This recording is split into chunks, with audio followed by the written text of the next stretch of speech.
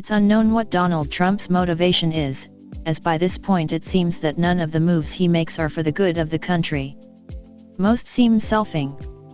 So there must be some other motivation in his decision to pull the United States from the Open Skies Treaty, which has been in play for 3 decades, other than the Trump administration's complaint that Russia is not compliant.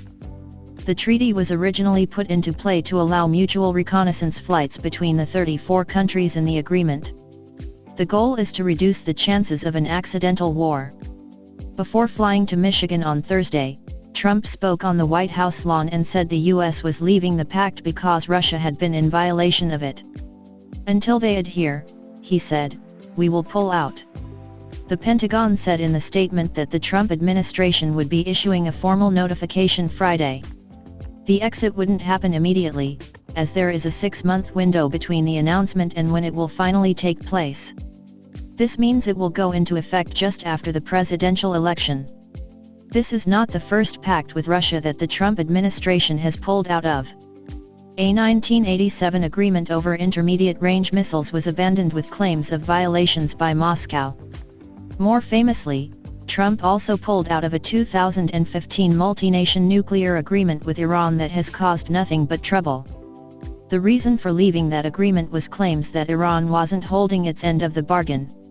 The George W. Bush administration abrogated the anti-ballistic missile treaty with Russia in 2002, and this led to U.S. missile defense buildup in Europe. The Trump administration pulled out of the Intermediate-Range Nuclear Forces Treaty with Russia last year, again citing violations on the part of Russia. This leaves the New START Pact as the only remaining arms control agreement between the U.S. and Russia. Former U.S. President Barack Obama and former Russian President Dmitry Medvedev signed that agreement. It puts limits on strategic nuclear platforms. This includes bombers, submarines, and intercontinental ballistic missiles. It's scheduled to expire in February but can be extended for 5 years without ratification and if the presidents of both countries agree. Russian President Vladimir Putin has indicated he would like to extend the START Pact, but the Trump administration hasn't been as willing. They have described it as outdated and have said it doesn't have proper oversight. However, what the Trump administration is angling for is a follow-up agreement with China and Russia. China has so far resisted talks. If it is not extended or renegotiated, there will be, for the first time since 1972, a return to not having legally binding or verifiable limits on the 2 biggest nuclear powers.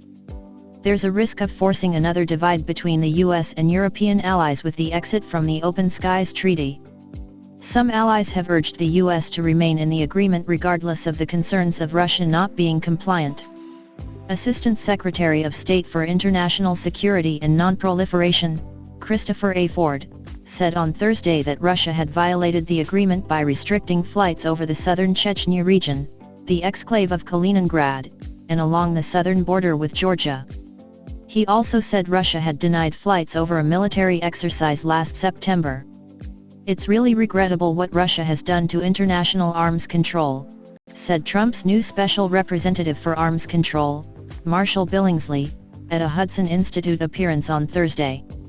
They really have systematically violated nearly every agreement that they have made political or legally binding. Russia, of course, denies it has been in violation of the treaty and criticized the decision to pull out as the administration's latest reckless move to dismantle arms control agreements. Unfortunately, this is not the first blow to international stability and security being inflicted by the U.S. administration, said Maria Zakharova, the Russian Foreign Ministry spokeswoman, on a state-run channel. Open Skies was initially devised as a proposal from the late President Dwight D. Eisenhower. He proposed it to the Soviets to promote transparency of military surveillance over flights.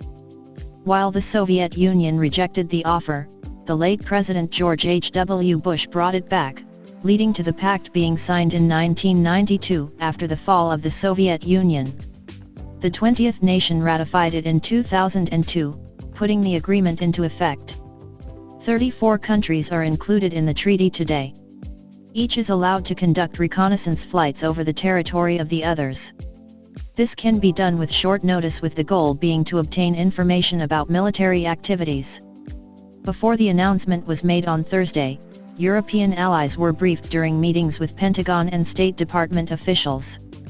Some were told that the US may salvage the treaty if there is a change in behavior with the Russians. It adds up to difficult relations between Washington and Moscow. The US did not look favorably on Russia invading Ukraine and annexing Crimea in 2014, and there has been much discussion, debate, and criminal and legal activity surrounding Russia interfering in the 2016 election. Trump has taken a lot of heat for his relationship with Putin. Senator Tom Cotton, RAR, has pushed the Trump administration to leave the Comprehensive Nuclear Test Ban Treaty as well as Open Skies. The former has not yet been enforced. Like so many treaties with Russia, the Open Skies Agreement was negotiated and signed with good intentions, then abused by Moscow for maximum advantage, he wrote in an op-ed late last year. He believes the pact is giving Russia spying abilities that it wouldn't have otherwise and that the US doesn't get any intelligence that isn't already available. He praised the administration for its move on Thursday, but some elder GOP criticized the decision to abandon the treaty. This includes senior intelligence official General Michael V. Hayden from the George W. Bush administration, who has also served as CIA director. "This is insane," he tweeted. Senator Robert Menendez, D. New Jersey, the top Democrat on the Senate Foreign Relations Committee, described the decision as reckless, noting that Congress mandated that the administration give it a review period before withdrawing from the treaty. The timing of the Trump administration's decision to withdraw is clearly tied to the political calendar, said Menendez in a statement. By rushing this abrupt withdrawal, it is clear the Trump administration is attempting to bind a future administration from participation in this long-standing and valuable treaty for our nation. Russian Foreign Minister Sergei Lavrov opined last month that the Trump administration is averse to any limits on its military. He doubted other countries would follow suit and withdrew as well. Europeans seem to me to understand that the agreement has added value as an instrument of trust, an instrument of predictability, transparency, and that is how we see it. Trump's envoy said the US won't hesitate to enter into a costly nuclear arms race with Russia and China.